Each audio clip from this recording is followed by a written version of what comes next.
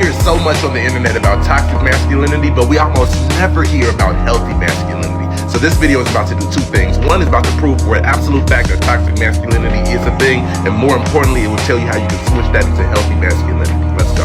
Toxic can only validate itself by how much stronger it is than other people, so it takes the selfish desire to dominate. Whereas healthy is about getting the entire group to the mountaintop, so it chooses to lead. The next point about the toxic need to hoard power. Remember, if it doesn't have its own individual power over everything else, it feels powerless. Whereas healthy knows that true power is the ability to empower others. Toxic always imagines itself to be right or correct, and thus it doesn't take responsibility for anything. Whereas the healthy is courageous enough to take ownership and seeks to investigate their flaws. Toxic feels the rest on extremes, either super aggressive in order to prove how much of a man they are, lost in the clutches of fear. Whereas the healthy is capable of kindly yet firmly asserting themselves. Toxic feels like they must do everything alone. Healthy loves the beauty of creating strong community. Toxic lacks self-control. Healthy uses restraint and is disciplined. Notice this pattern of the toxic always being obsessed with self. Also notice this pattern of the healthy love for others. This is why toxic must take advantage and consistently be opportunist, whereas healthy respects all. Toxic must always be right because if it is ever wrong, then it loses its power. Healthy doesn't care about who is right or wrong, only what is true. And thus the toxic hides and the healthy exposes. Rather than being lost in perpetual chaos, the healthy helps to transform that chaos into peace. Share this with every man that you love and make sure that they know that they are a man enough. I love you. Should men lead their family? I'm on the fence. Gay, One thing all of us got in common: daddy issues all over. double gay. Should be more of a role model towards the family. So are you trying to say like because the female is not serious? யாருடா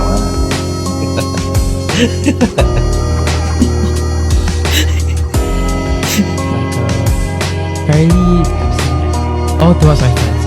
Well, honestly, it's not because of the absence of the dad. It's because of the absence of your dick. They are definitely not suited for that. They don't have the skill set, they don't have the good morals or good principles or good discipline. Yes, I agree. Some men just don't have the skill set to be a leader. You're one of the examples. No women want to be a leader, but they have to because of men like you. When I say women don't want to be a leader, it means they want to be a part of your leadership. Meaning, they would love to help you with suggestions. They would love to be your back. They would love to help you in decision making. They would love to help you in problem solving. But if they have to lead men like you, they might as well stay single. This is the biggest reason we need masculinity, because people are getting weak. They're becoming gays. Dude, put me in this podcast, dude. Let me teach them a lesson their absent father didn't teach. Oh my god. Why are you gay? Dudes are like, I don't chase women. Okay, then go find you a man then. Because what are you doing here exactly? Standing still and hoping that she's gonna get mind-reading instructions from your forehead? You say it like it's a flex, so I don't chase. You also don't text back, you don't make plans, and somehow she's gonna fall in love with your personality? Which is mistimed sarcasm, unhealed trauma, and you looking like a bum, right? But you'll DM a girl 5 stories in a row, comment on a picture that she posted, hoping that other women don't see it. You won't ask her out, but you repost a meme saying if she wanted to, she would. You won't call her, but your phone is fully charged, right? Connection on it is strong. Yet your group chat with your boys is active, and you guys are talking about what basketball player was cool in 2013. No one's saying sprint after. Just apply effort. It's basic human interest. Maybe a little bit of curiosity. The truth is, you don't chase women because you're afraid of rejection. But masculine fear is pride.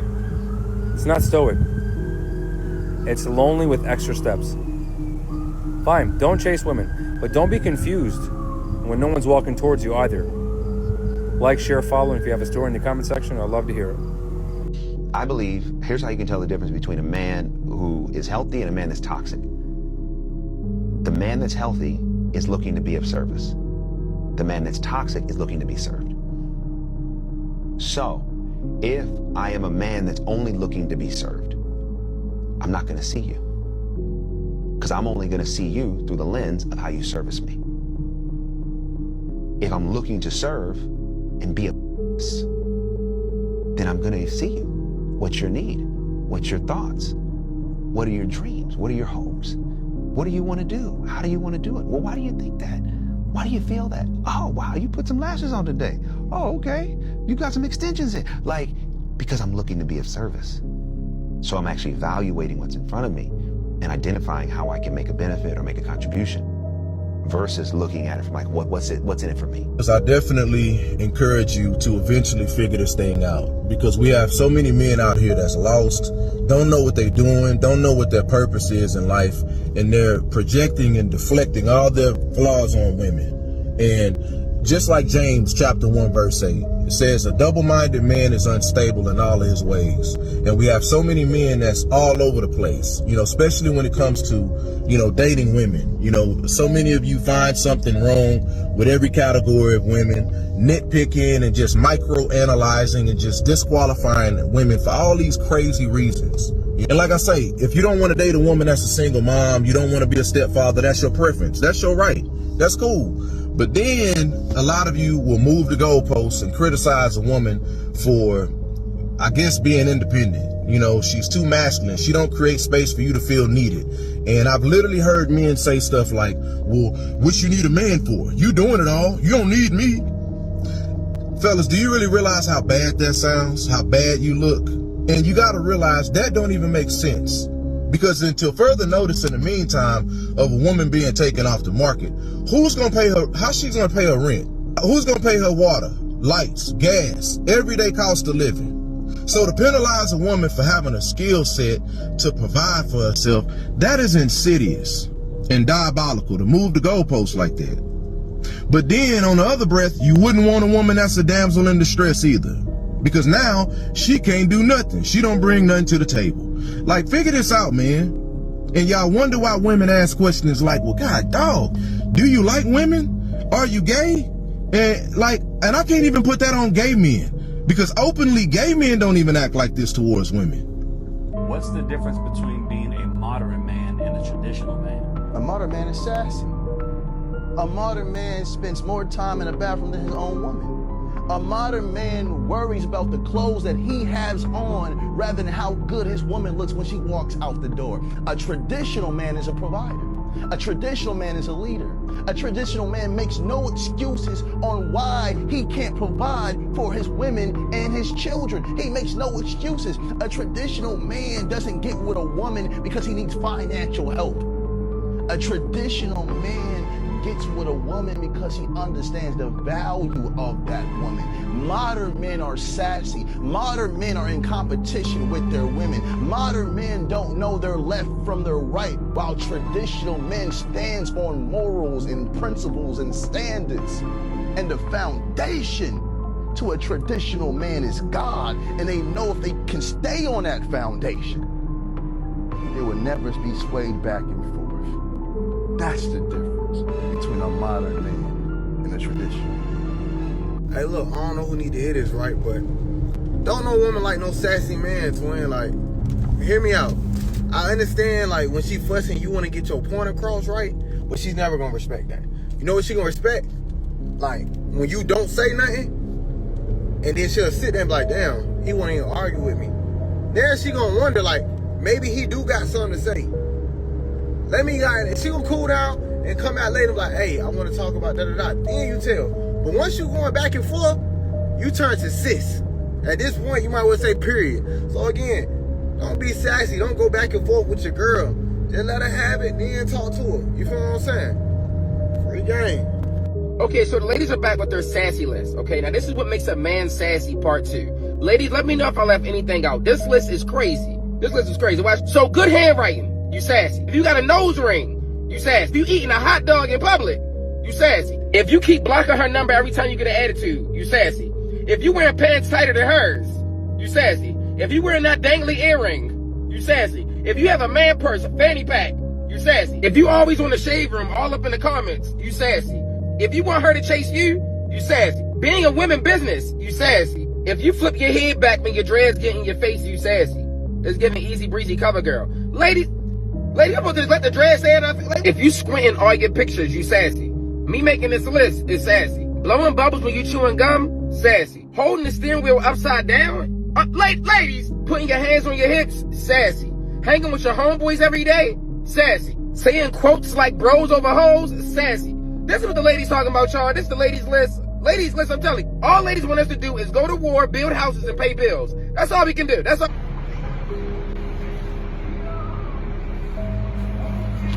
I love your shoes.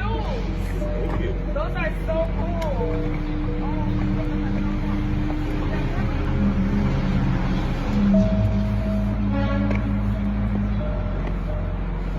Allah has his reasons for what he does.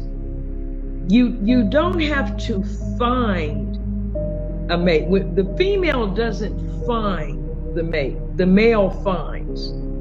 Okay? The man is born, though he has the predisposition to marry because it's ordained, it's dormant. It's active in the female almost from birth. I joke and say we come out of the womb with our list of bridesmaids and looking for a wedding gown. But the male's desire to marry is only active once he determines what his goal in life is. She's called a help meet. So she can't help him meet a goal if he doesn't have one. We're reaching a turning point in society in which women are decentering men and literally don't want men, but men need women. And men need women because community and genuine connections are lacking in their life. Specifically regarding bro code, it tends to be very performative. Young boys tend to trauma bond with other young boys, and these bonds are usually performative. There's a combination of coercion, manipulation, toxic masculinity because their bonds are based out of fear rather than mutual respect, consideration, unconditional love, and loyalty. And if you do something that pisses off the pack, you're then exiled, therefore vulnerable. And already their empathy and emotional intelligence is already stunted. Some men don't even like their friends, but they continue to be friends because they think the longevity of a relationship is loyalty. And people need people. What usually ends up happening is that men crave genuine connections from women. And they get that because women are more empathetic. We do have a maternal instinct and we seek relationships with men out of genuine connection and consideration. I would also like to mention that some of my female friendships are some of the strongest forms of unconditional love that I have ever felt. And men lack community. They often don't have a third space in which they can go to a safe space and engage in others and build genuine connections. And if you can't be a good friend, how are you supposed to be a good partner?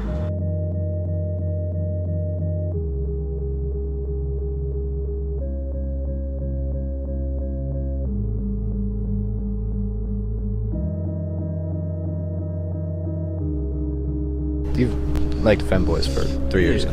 3 years, going strong. Did you go to the maid cafe? Femboy maid cafe? Not yet. I was planning to do that today, but I got, work stuff. Yeah, new type. Okay. Shit, it's nice. It's called New Type? Yeah. Yes, I was born a femboy. No, I'm not forcing my voice. No, I do not want to be a girl, nor am I trying to be one. And stop pressuring me to transition and accept the fact that feminine men exist. Being a feminine man or boy is not performance, it's self-expression. Y'all get a kick out of shitting on femboys and invalidating their identity by saying things like, oh, you're confused or just transition already.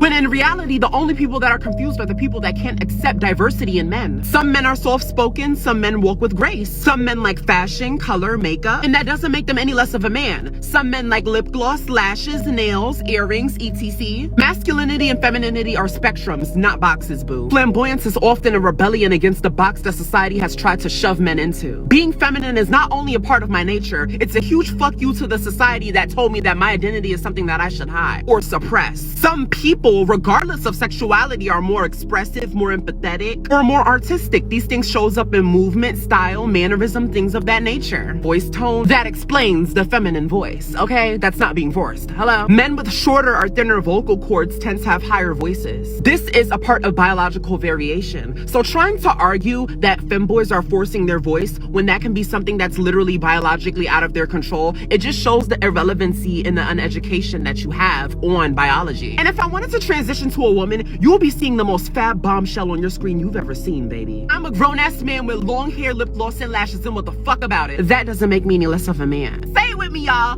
men can be feminine. Clock that one. Why'd you unfanboy yourself? Why do you not look like that anymore? You guys need to understand that being a femboy, it's a mindset. It's not just appearance. So here's why I decided to unfanboy myself, even though I said in my last video that you should become one if you wanted to break into tech. First of all, I already broke into tech. I already finished an internship at a YC-backed startup, and I'm incoming as a software engineer at Shopify before I even finished first year. And like, yeah, that's not crazy, but I already finished the part about breaking into tech, and that's just getting my foot in the door. I got to the point where I didn't have to worry about where I'm gonna find my next internship. Secondly, man, that shit takes way too much effort. Ever since I cut my hair, I've been able to shower and not wait 2 hours for my fucking hair to dry. But yeah, like the main thing is that it's a mindset. Don't forget that. Anyway, send this to someone who has a femboy mindset. Nah, but for real though, those femboys are really getting to me. I need me one of those. In today's world, there's a lot of critiques on masculinity, but not enough talk on positive masculinity. Here are 3 traits about masculinity that I think every man should strive to have. Number 1 is making those around you feel truly safe. I pity those who haven't experienced this, but truly, if you think about the safest times in your life, at least for me, it's in the arms of my dad. And this feeling that just being around someone makes you safe is a purely masculine trait. Number 2 is strength, and particularly physical strength. Lifting weights and becoming physically strong just because you can, and building muscles is something that I think every man should strive to do. Testosterone is arguably the most powerful hormone that any human has, and it's important for drive and motivation, and it's fun to feel it and use it. And the number 3 trait of positive masculinity is having emotional stability. Now, this does not mean not feeling emotion or suppressing emotions. Rather, it's the exact opposite, and it's managing your emotions in a way that others around you can look to you for being stable. When things are chaotic and everything seems to be going wrong, but you're the one who says, it's gonna be okay. Anyone who's heard those words, it's gonna be okay, from a truly masculine figure when you feel like it's not, know just how powerful they can be. Masculinity is a beautiful thing, and I think it should be celebrated, at least the healthy parts of it.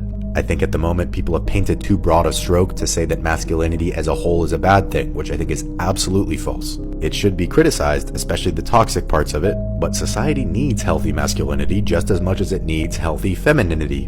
And that's my rant for the day. Follow me for more. Bye. I tend to have a lot of problems with it when I see people talk about examples of positive masculinity. I don't want to be cynical. I'm not trying to say that masculinity is inherently bad or something like that. It's just that a lot of the time when I see this, there's either one of 2 problems. The first problem I've seen people acknowledge, it's just that a lot of the time people will talk about positive masculinity and it's just positive character traits for anybody to have. But the other way in which it can be whack is something that I don't usually see people talking about, and something that really gets under my skin. It feels like a lot of the time representations or examples of positive masculinity, especially when these things are being like held up by non-masculine people, just sort of serve to glorify aspects of patriarchal masculinity that still harm men but are just superficially beneficial to other people. It's like, it's toxic masculinity when the men in my life conceptualize themselves as tools of self-sacrificial violence, but it's positive when they're sacrificing themselves for me. It's toxic masculinity when the men in my life disregard their own safety and sense of self-preservation, but it's positive masculinity when the men in my life kill spiders for me or climb ladders and stuff like that. It's toxic masculinity when men refuse to reach out and ask for support, but it's positive masculinity when I don't have to support them. It seems to me that a lot of the time when people talk about the positive aspects of masculinity or positive examples of masculinity, they're talking about the positive experience that they have from one end of a much larger, complex, damaging component of masculinity. And that's just something that I don't really see people acknowledge a lot. Men do not need to be more feminine, and we need to heavily discourage the claim that they do. And no, saying this does not make you a supporter of a certain bold man that lives in Romania. It means that you have looked into the psychological research and the scientific data that shows that there are clear differences between men and women. It means you have listened to the non-political institutions that exist today to address the growing inequalities men are facing. Whether it's an education system that is better suited to how women work and the fact that women's brains mature earlier, whether it's the economic inequalities we face due to a decline in traditionally masculine manual jobs, whether it's through the issue of male depression primarily being addressed through medication or therapy, with therapy being systemically biased towards women, or whether it is the persistent legitimization of misandry in popular culture, from male body shaming trends on social media and the denial of their existence by out-of-touch celebrities such as Billie Eilish, to the stigmatization of masculinity by traditionally masculine brands like Gillette and Miller Lite, or worse, to the government programs such as the Australian scheme to tell boys as young as 5 years old that masculinity is toxic. Masculinity is not toxic, it never has been and it never will be, but there will always be good and bad actors, both men and women. And when it comes to men who are more effeminate, there is nothing wrong with having feminine traits, and there is nothing wrong with being a feminine man. There is a spectrum of personality traits that fit into both masculine and feminine stereotypes. But most men are better suited to the traits associated with masculinity. Men do not need to be more like women. Our differences are what make us who we are, and that is a good thing. Critical gender theory does not explain the vast complexity of human existence. It is one contributing factor, it is not the only factor. So stop looking at the world through one lens. And to the men and women watching this now, do not be afraid to speak out against misandry and to praise masculinity. Would constantly complain that I was taking up all the space on the couch. Like, she talked about me like I was a puppy that didn't know he was a Rottweiler. I just was like, oh, but I thought I just wanted to be close to her, but in reality, I'm like sitting like this, and then she's confined to just the corner of the couch, and she's like, what are you doing? She's like, can I have some freaking space? And I had no concept that I was taking up all the space, and then it made me think, well, what other places am I taking up space? You're taught to not take up space, I'm taught to take up space. I wrote about that very thing in Man Enough in my book. As men, we have to have the conversation so that we can have a light bulb moment and go, oh, wait, I do think about that. Why don't I drink out of straws at bars or with drinks? Or why don't I like to cross my legs? Where is that coming from? And it all kind of goes back to what we talked about earlier, which is we're taught to hate the parts of ourselves that appear feminine. So long as we believe the worst thing we could ever be called as young boys is a girl, we will never embrace the parts of ourselves and the traits that girls and women exemplify. But we got to remember that we have those same parts. Right? They're also traits compassion, of boys. empathy, sensitivity are not exclusive to women. They're not gender specific. They're biological. We all have them.